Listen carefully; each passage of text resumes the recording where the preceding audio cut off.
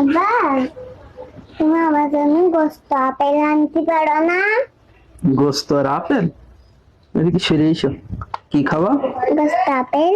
আমার গোস্ত আর আপেল খেতে ইচ্ছে করছে? তা আমি কি করে এনে দেবো? আমার কাছে তো টাকা নেই গোস্ত আর আপেল। তোমার হাত নেই? না। তোমার হাত লাগাই আমি, তুমি আমার কাজ করে হাসছো, তুমি গোস্ত আর আর হাসছে কিডা কিডা লাগাই দেবে হাত? মানে তুমি বড় হয়ে আমার হাত লাগাই দেবা?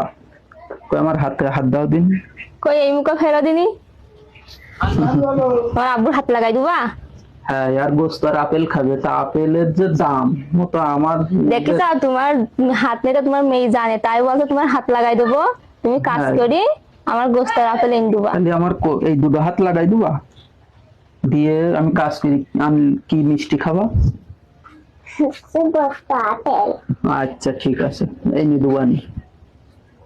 আমাদের গরিব মানুষ দেখে চাও, মেয়ে কিছু খাতে চাইলেও এনে দিতে পারি না। না।